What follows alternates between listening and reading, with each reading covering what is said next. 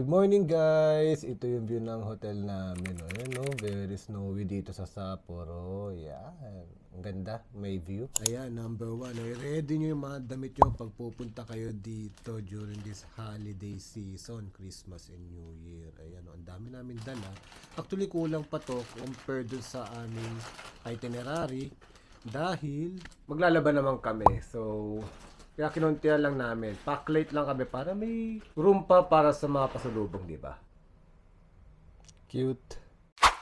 Next tip ko guys, kung napanood nyo yung past episode namin, nahirapan kaming magpa-reserve going to Sapporo. I don't know if yung ibang train is hindi naman punuan going to Osaka or Tohoku region. Kasi yung papunta ng Sapporo, yung mga train doon is reserve eh. Yung Hokuto, from Hakodate to Sapporo, may dalawa lang ng reserve. But still, nakita ko medyo nagpunuan na din eh. Kaya isa to sa mga hassle siguro kung magta-travel kayo during this holiday season, kung paano kayo mamasahe from point A to point B. Pero kung mag-i-stay kayo sa Tokyo, I think hindi magiging ganong kaproblema.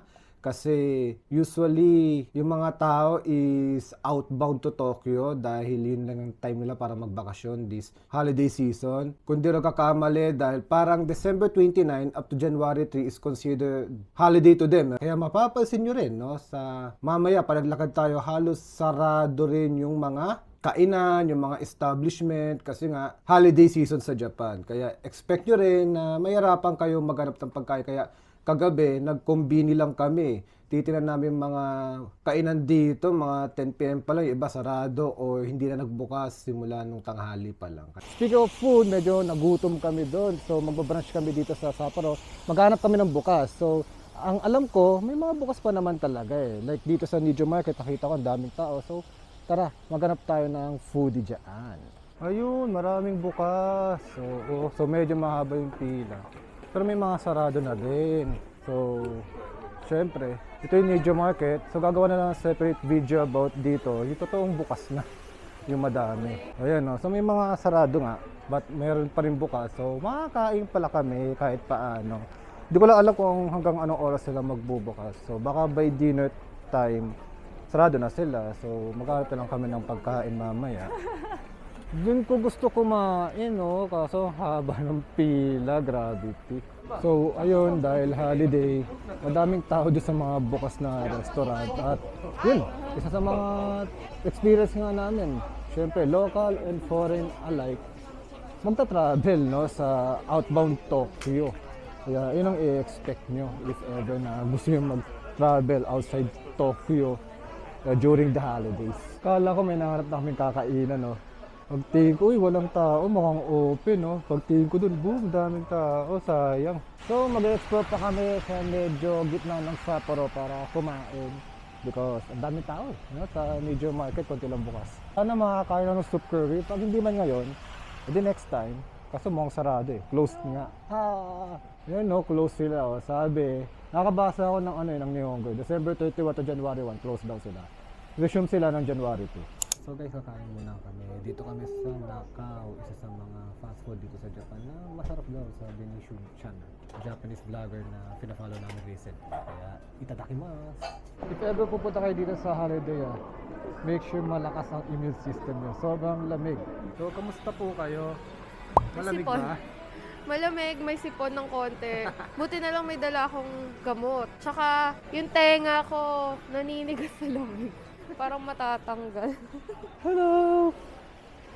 If you watch our past episode, nandun yung isa sa mga preparation namin, yung mga winter clothes. So, yun lang, dahil madami, medyo bibigat din yung baggage mo, kaya dapat meron kayo extra baggage na rin na binili sa airlines na inyong pagbubukan papunta dito. Cute! Para iwas lamig, dito muna kami sa Pole Town, parang underground shopping mall siya, no? Ang dami ditong mga kainan or mga bilihan ng mga gamit. So, yun may coffee. So, ito yung hinahanap namin, coffee. So, kape muna kami. Syempre.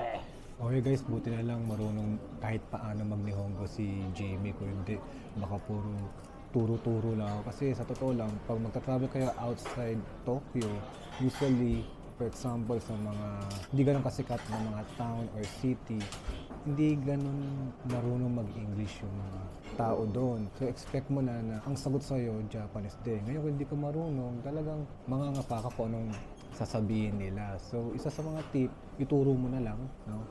Yung gusto mong orderin. And syempre, iwasan mo na pag wala mong mga English menu. So yung mga kinainan naman namin dito, may mga English menu. Kaya madali namin naiintindihan katulad kanina doon sa Macau, yung parang fast food nila, di ba? So may English menu naman doon sa vending machine. Kaya expect mo yun, ha? If ever you are traveling outside Tokyo, na kahit paano dapat meron kang may baong Nihongo or handa mo lang Google Translate mo. So coffee muna tayo. Pero alam nyo guys, kahit na sobrang lamig, masaya lang. Nandito tayo ngayon sa Nijo Plaza, kaya snowy, ang ganda, ang saya. Hindi lang, enjoy lang kahit may mga hassle sa mga trip nyo, lalo this holiday. Okay lang, enjoy nyo lang dahil masaya talaga, lalo Japan to di ba? Kaya enjoy lang. Tsaka isa sa mga hassle pala, no, if ever mag-travel kayo sa Japan in a holiday season, yung presyo ng hotel. Kaya kami napa-Love Hotel nga, no, recently dahil pinakamura yata na nakita ko on that day, kasi isang gabi lang naman kami doon, late na kami dumating, is 5,000 agad, no? So, hindi ko masikmura, kaya naganap ako ng ways para mas makamura. Then dito, medyo mura-mura pa rin ang nakuha namin hotel dito sa Sapporo, which is lilipat din kami after January 1. Nagkaroon kasi kami ng change of plans, kaya napamahal kami ng konti. Pero itong susunod na hotel na pag-i-stayan namin is nabook ko siya ng months earlier, kaya medyo swabe din nakuha kong deals. Kaya ayun, so make sure mapaghandaan nyo yung presyo ng mga hotel this holiday season if ever pupunta kayo sa Japan. Speaking of hotel, pakita ko lang na mabilisan yung hotel namin dito sa Sapporo on our first 2 days. So, hindi po si Steve Jobs yan Ayan, so ito na yung lavatory. Sa baba, may rep. So, medyo maliit lang yung room. Nakita nyo naman, ayan, halos kaya ko na. Mga 18 square meter lang. Pero kung gusto nyo pang in-depth na hotel reviews, punta kayo kay Jamimoy Vlogs. Doon niya ipapakita yung na-experience namin at yung mismong buong hotel. Pero yung swabe dito, ang daming saksakan. 1, 2, 3, 4, 5, 6. 6 lang pala. At ito na yung bathroom. Ayan na.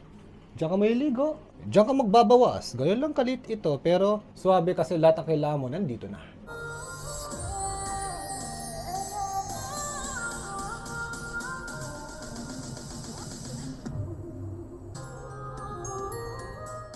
Despite sa mga sinabi ko on this video, itry nyo pa rin kasi parang bucket list din na punta sa Japan on a holiday. Iba't ibang experience din katulad dito, yung kumikinang ng mga puno na to, ang ganda.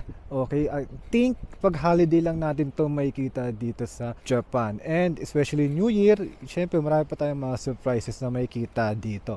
Huwag nyo lang expect na may mga paputok guys kasi alam ko hindi ganun kilala ang Japan for fireworks display. But still, marami pa rin experience dito in a New Year. Kaya stay tuned sa mga susunod kong vlog para ipakita ko yung experience namin dito sa Hokkaido or sa Sapporo during the New Year season dito.